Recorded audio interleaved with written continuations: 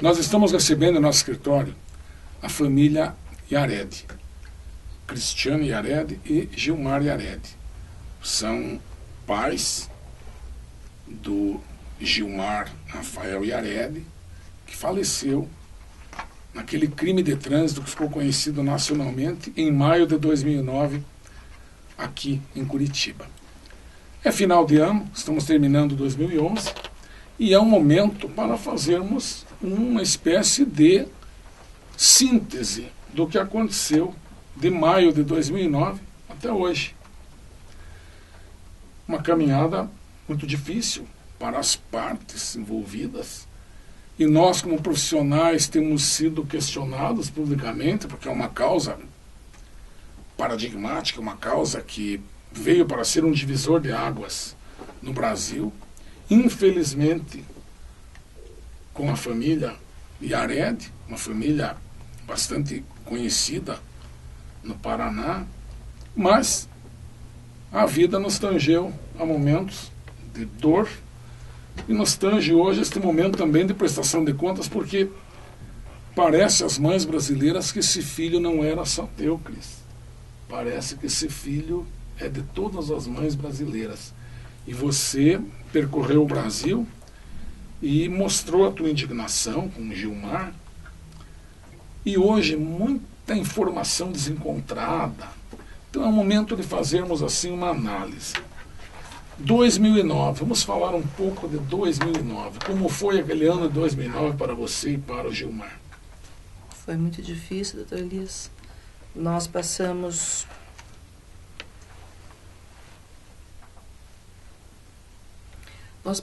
a maior dificuldade de todas as nossas vidas.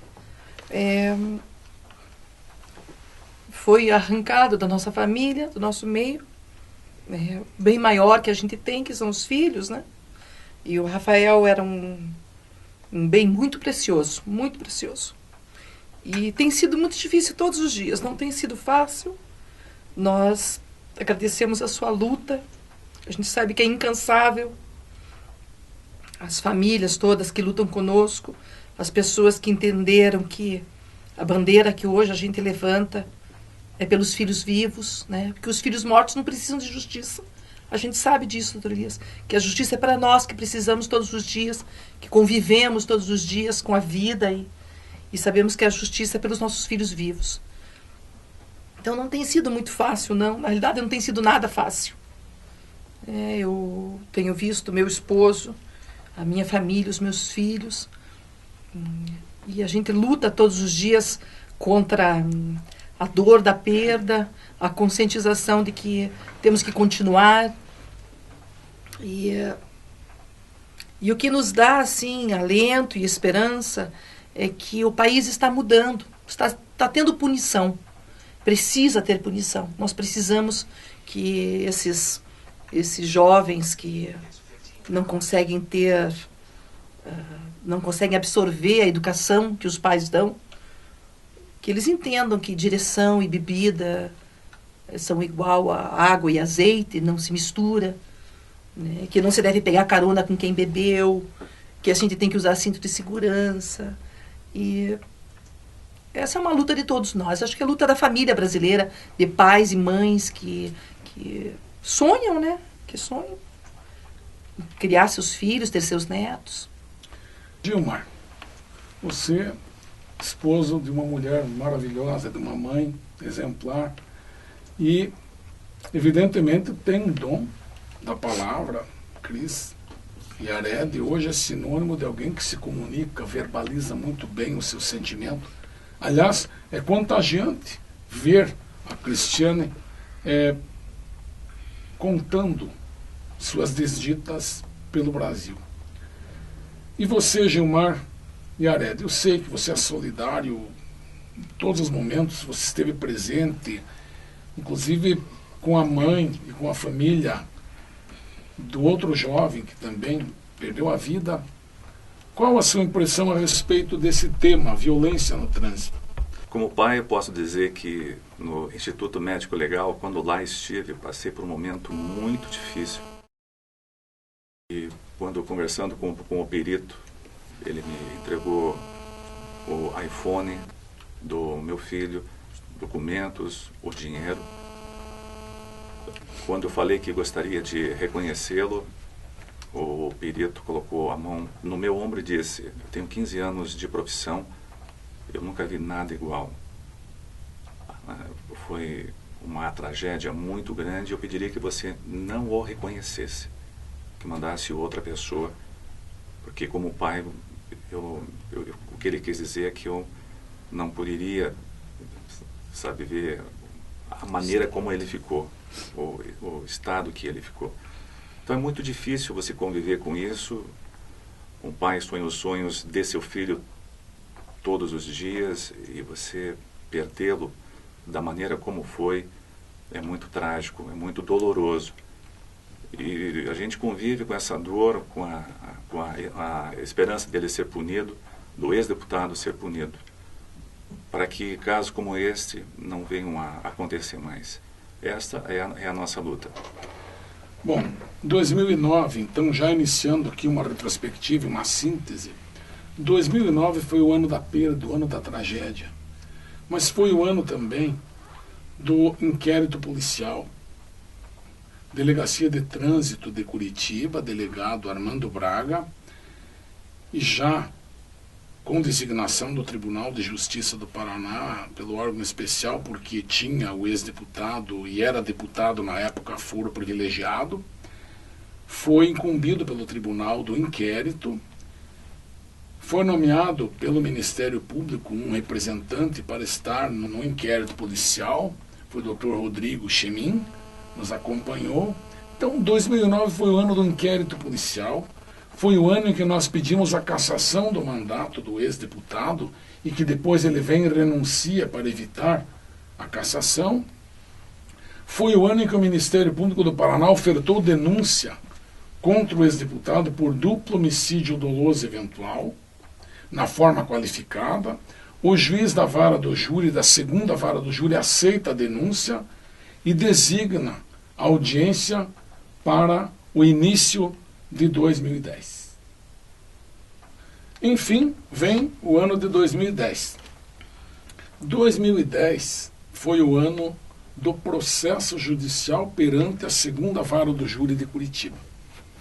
Nós tivemos, no ano de 2010, o trabalho perante a segunda vara do júri de Curitiba. Foi designada uma audiência para 4/3, a primeira audiência, 4/3 de 2010, onde ouvimos as testemunhas da acusação, aquelas testemunhas da denúncia. Algumas não compareceram por um motivo ou outro. A defesa fez incluir no processo uma série de testemunhas e não abria mão dessas testemunhas.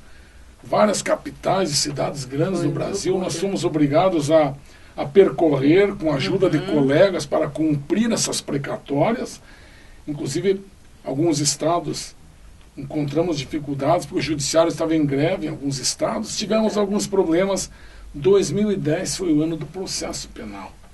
E o interrogatório dele aconteceu no dia 10/8 de 2010, ou seja, em agosto de 2010, nós conseguimos interrogar perante o juiz da segunda vara do júri de Curitiba o ex-deputado É porque antes ele não aparecia, Carne né? Filho. Não aparecia, ele pediu dispensa, o juiz deferiu, enfim. 2010, nós terminamos 2010 com a audiência final de instrução e julgamento, foi no dia 9/11 de 2010. Novembro de 2010 foi a última audiência perante a vara do júri de Curitiba. Aí o juiz, com alegações finais das partes, etc., o juiz leva o processo para julgamento e 2011, no dia 17/1 de 2011, o juiz prolata a chamada sentença de pronúncia, onde ele acolhe a denúncia do Ministério Público, mantém a acusação de duplo homicídio doloso eventual na forma qualificada e intima as partes para tomarem ciência e querendo manejarem recursos ao Tribunal de Justiça do Paraná. Então, o que vocês acharam do processo, a fase do processo perante a vara do júri? no ano de 2010. Qual foi a impressão que vocês tiveram da tramitação do processo perante a vara do júri? Eu achei que correu... A Justiça do Paraná deu uma atenção muito especial, assim, entendeu que não foi um mero acidente de trânsito, né, e eu acredito que está caminhando, doutor Elias. A sensação que a gente tem é que demora muito, né, mas a gente sabe que está caminhando. Muitas pessoas me perguntam o que está demorando tanto, uma vez que foi tudo provado. Você poderia responder melhor, doutor Elias? Pois é. Vejam vocês, é uma questão da convivência diária com o problema. Você chega num hospital, talvez, e também pergunta por que determinado paciente se convaleceu de forma mais rápida, outro demorou mais. Mas aqui no Paraná, nós temos um problema. Nós temos 2 varas do júri apenas, a primeira e a segunda. E apesar disto, aí observo que lá são levados todos os casos de crimes contra a vida. Se você abre um jornal no final de semana aqui em Curitiba, ou na segunda-feira, você vê um balanço que num final de semana na grande Curitiba, existem mais de 30 homicídios por semana, mesmo em matéria de trânsito. O que acontece é um gargalo, porque você tem 30 ou 40 causas entrando numa semana e 2 varas do júri para julgar. Julgam 5 dias da semana, cada uma que julguem, digamos, ou que instruam 10 processos por semana. A Justiça do Paraná, apesar deste gargalo, no nosso caso, ela se mostrou quase que recordista. Nós não temos notícia de um fato que tenha acontecido em maio de 2009 e já em final de 2010 o juiz leva o processo para promatar sentença de pronúncia. Apesar desta sensação de você que sofreu uma grande perda, foi considerado no meio acadêmico, no meio jurídico, foi considerado um avanço, foi considerado um tempo recorde. Logo, eu tenho este esclarecimento a te fazer e esse testemunho também a te dar, porque tramitou de maneira recorde. Lembrando das precatórias que saíram para vários lugares do Brasil, artimanhas da defesa, enfim, recursos legais da defesa, mas que a lei faculta esse tipo de situação. No final do ano nós tivemos este processo concluído, final de 2010, concluído para a pronúncia. Mas agora da pronúncia para frente, 2011, que é o ano que estamos. 2011 nós começamos com a sentença de pronúncia. A Justiça intima então as partes, Ministério Público e Defesa e assistentes do Ministério Público, para manejarem, querendo recurso ao Tribunal de Justiça do Paraná. Nós não recorremos, mas a defesa recorreu ao Tribunal de Justiça do Paraná. E tivemos como relator doutor Naor Macedo, que também, dentro do possível, já pautou data para julgamento do recurso no tribunal. A defesa postulou, inclusive, se baseando numa decisão recente do Supremo Tribunal Federal, que a qualificadora e dolo eventual são situações técnicas que não se coadunam. E o tribunal, naquele dia histórico do Tribunal de Justiça do Paraná, nós tivemos 16/6/2011, nós tivemos aquele julgamento na primeira Câmara Criminal do Tribunal de Justiça do Paraná, onde mantiveram a incursão no duplo homicídio doloso eventual, mas não na forma qualificada, ou seja, retiraram a qualificadora atendendo um paradigma de decisão do Supremo Tribunal Federal. E a qualificadora, doutor, isso que a gente quer que o senhor explique para as pessoas entenderem o que significa essa qualificadora que foi retirada. Né? Pois bem, a qualificadora é uma situação que agrava o delito de homicídio e, por consequência, agrava a pena também. Um homicídio simples se tem uma pena que oscila no mínimo de 6 a um máximo de 20 anos de prisão. No qualificado, nós temos esse aumento. A mínima passa a 12 e a máxima a 30 anos. a defesa postulou, e o tribunal concedeu, que a acusação fosse reduzida ou se limitasse à imputação de homicídio doloso eventual na forma simples, que sujeita o acusado a uma pena de 6 a 20 anos. Mas na prática, Cristiane e Gil, isso não tem muita influência no resultado. Por quê? Porque foram 2 vítimas.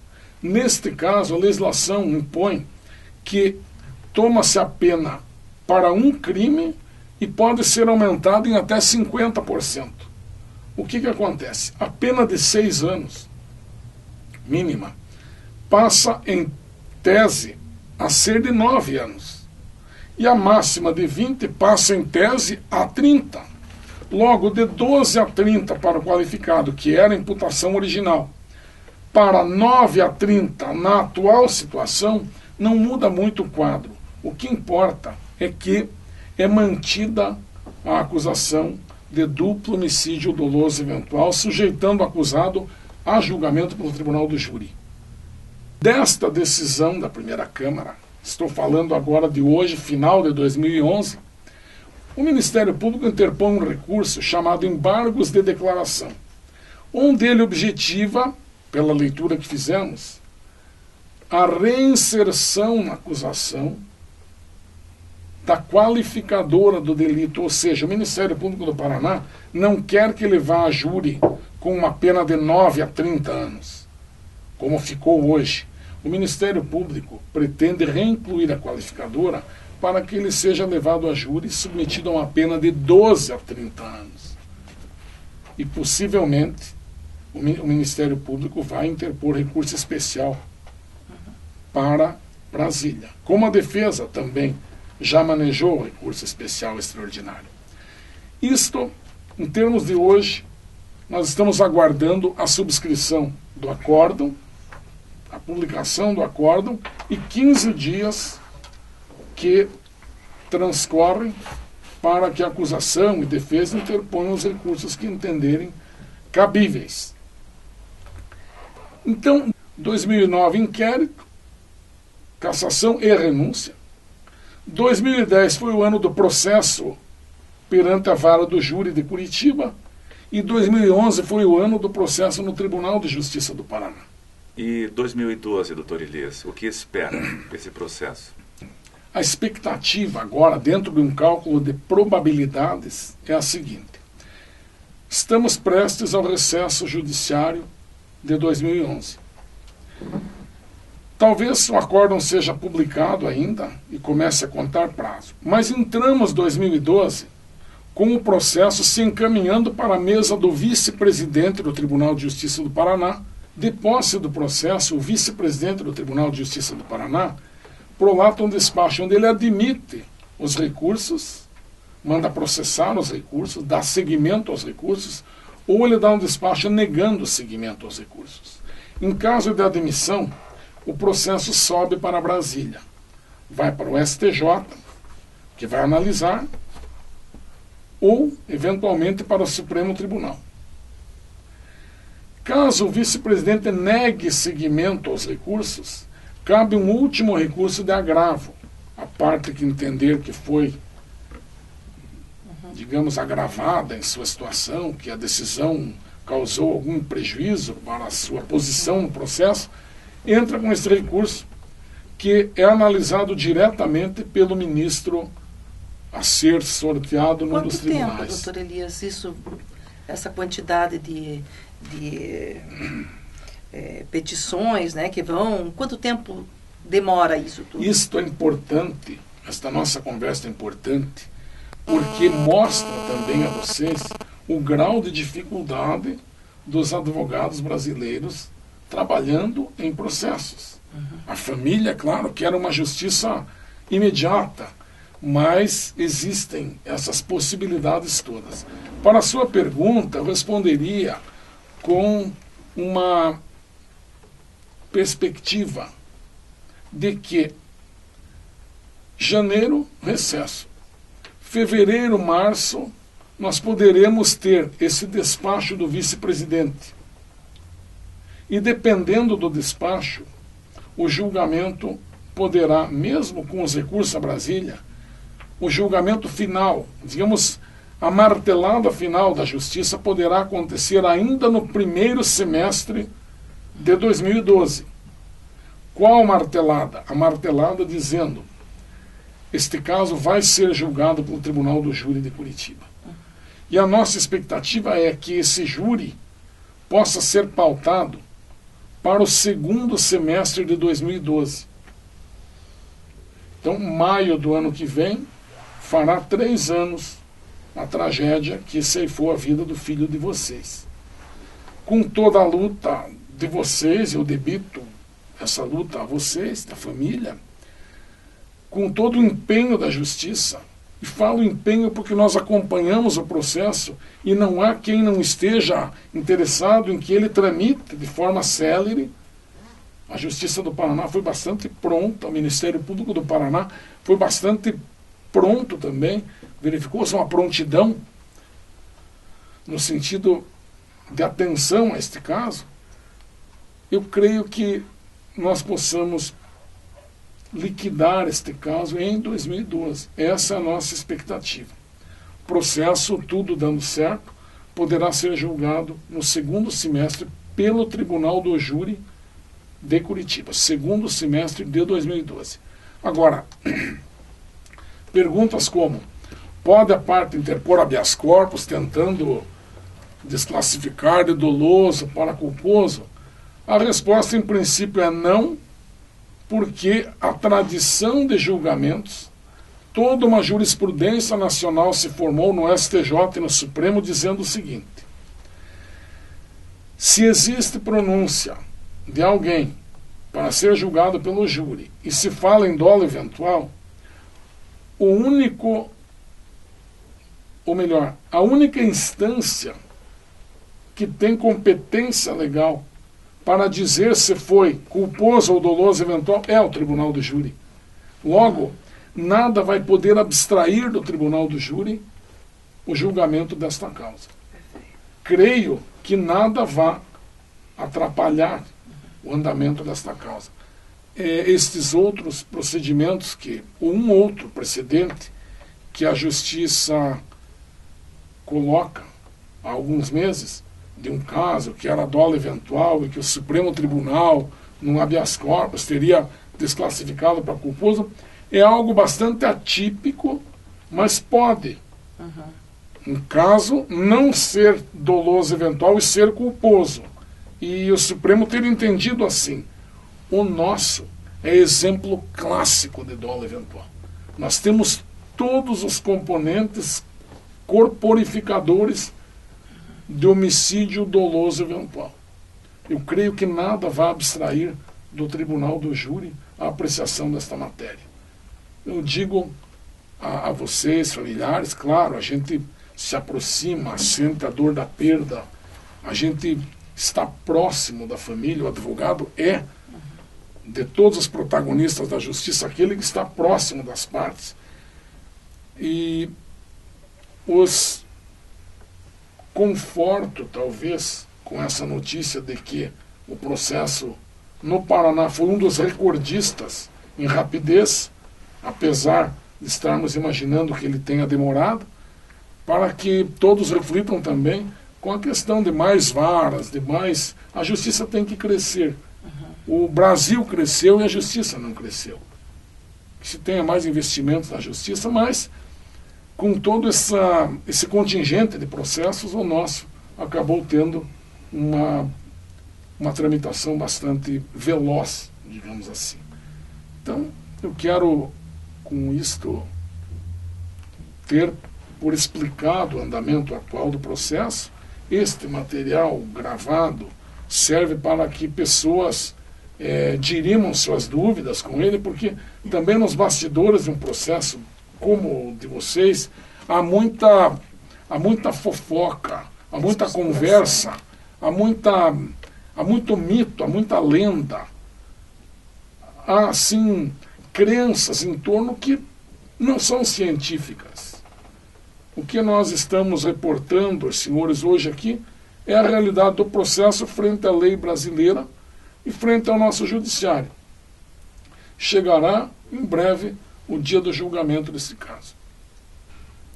Em primeiro lugar, a gente quer agradecer ao Senhor, porque nós sabemos que tem advogados e advogados, e não só o Paraná, mas o Brasil todo, viu o seu empenho, a sua luta, tem estado conosco, tem sido um amigo, e tem até uma passagem bíblica que diz que quem encontra um amigo encontra um tesouro. Nós encontramos um tesouro, encontramos um amigo.